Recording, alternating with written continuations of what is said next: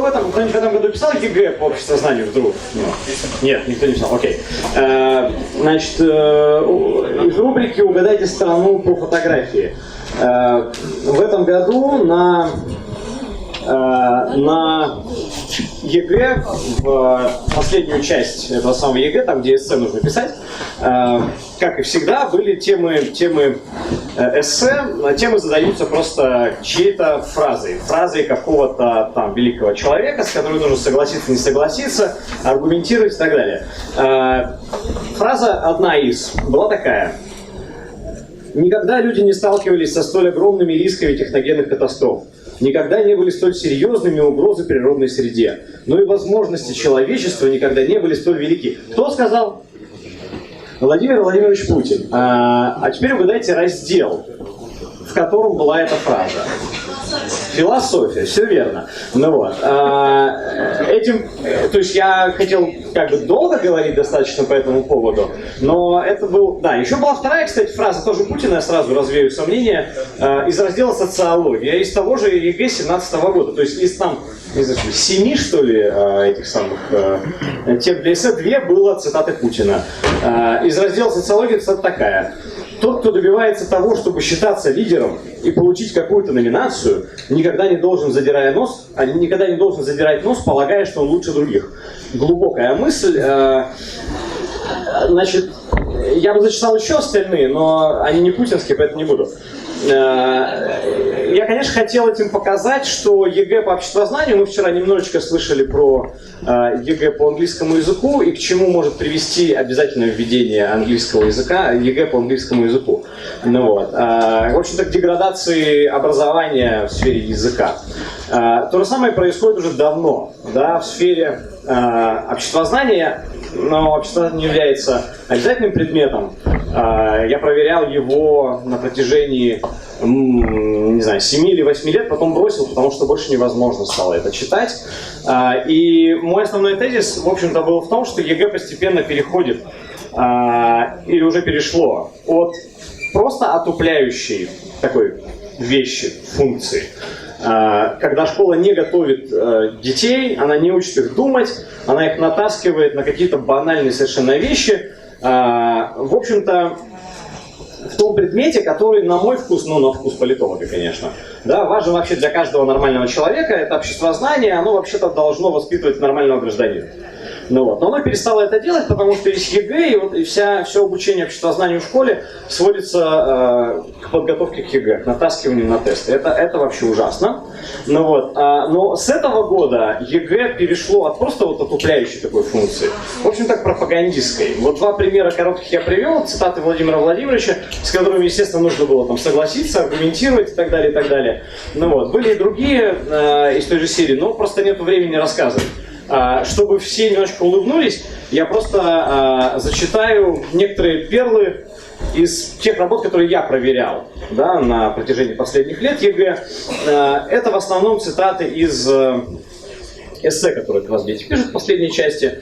Ну, вот, то есть вот, как думает нынешняя молодежь. Конечно, слава богу, не все. И слава богу, что есть там Баркемпа и другие форматы, которые все еще позволяют дискутировать, выступать, обсуждать, критиковать и так далее, и так далее. Но, конечно, вот если, ну, кто в теме про 2% дерьма, да, ну вот, конечно, государство делает все, чтобы этого дерьма действительно осталось очень мало. Ну вот, а очень многие рассуждают вот так, как я сейчас вам зачитаю, с улыбочкой. В рандомном порядке, поскольку времени нет. Первое. Для раскачки. Маленькая внучка ухаживала за старенькой бабушкой, тем самым осуществляла репродуктивную функцию. Чтобы нашими внуками не были роботы, необходимо ограничить внедрение новых технологий.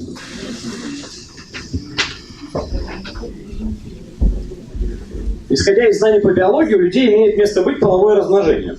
Ребенок наследует что-то от мамы, что-то от мамы, в целом что-то от мамы, что-то от папы, а в целом получается папин, но мамин дубликат. Ко вчерашней лекции Аркадия Фомина, у меня тут 2 про религию. Существует много разновидностей религий. Православие, ислам, фетишизм. Ну и из той же серии, прежде всего религия. Аркадий, вы где? Прежде всего религия – это наука. Ну и дальше в рандомном, соответственно. Пишет. Природа давала хлеб и вино, сыр и масло, день и ночь. Глубокомысленно. В семье демократического типа существует, двоеточие, разделение властей, свобода во всех ее проявлениях, равенство перед законом. И оттуда же основная характерная черта демократического типа семьи, запомните, совместный отдых за границей. Один из признаков высокого уровня политического развития в стране — блог Дмитрия Анатольевича Медведева на сайте ЖЖ в интернете. Что делать с тем, что мигранты Сейчас будет немножко длинновато, но мне кажется смешно. Без общения человек перестает быть личностью, теряется его индивидуальность, он становится индивидом. Если человека разлучат с обществом, изолируют, он будет ожесточен, спутается с мыслями, и будут присутствовать повадки древнего человека. Если представить рыбу, у нее главная задача плавать, но если у нее не будет плавников, она уже не будет исполнять тех функций, для которых она предназначена. Также и в всем на земле. Даже ягода не будет цвести и расти, если не будет у нее корней и ствола. И если человека изолировать, то человек не будет исполнять своих функций, и он тогда выпадет из звена.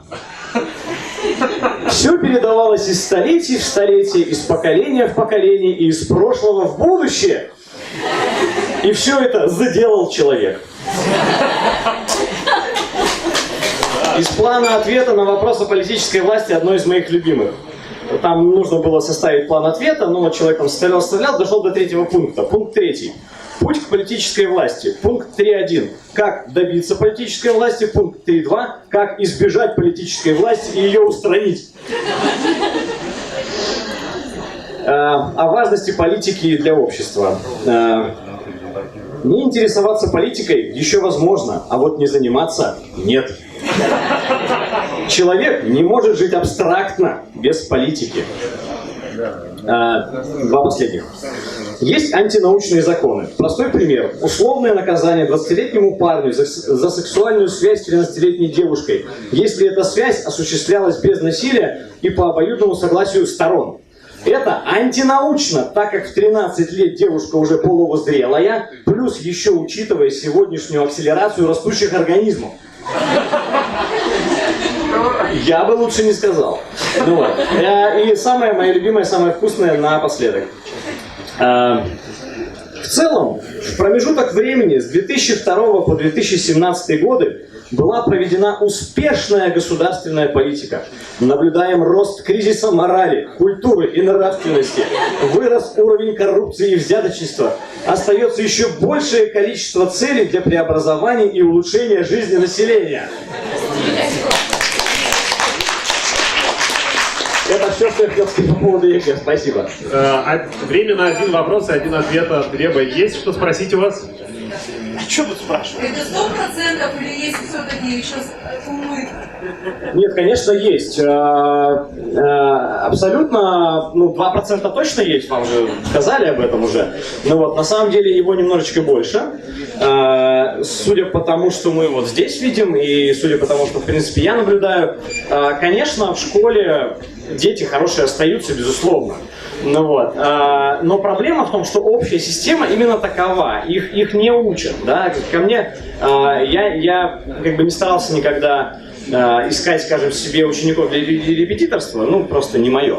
Но знакомые просили, вы проверяете ЕГЭ 100 лет, значит, давайте, помогите нашим детям, вот это все. Я говорю, хорошо. У меня было примерно, может быть, человек 10 учеников за все время. До конца моего обучения дошло 2. Все остальные отвалились как бы на этапе от первого занятия до примерно 10-го. Ну вот, потому что, ну, когда ко мне дети приходили, говорят, давай, типа, учи там нас, ЕГЭ, готовь там все такое. Я говорю, нет, я вам, родителям вашим, пообещал, что я буду как бы вас учить мыслить, думать в первую очередь, ну вот, а все остальное это по ходу дела. Конечно, мы будем разбирать эти темы и так далее, но вы будете работать, вы будете готовиться, вы будете мне рассказывать, мы с вами будем это обсуждать и так далее, и так далее. Вот как бы 8 человек из 10 отвалилось моментально, а потому что не хотят, и как бы школа к тому готовит, к сожалению. Но хороших больше, чем 2%. Спасибо.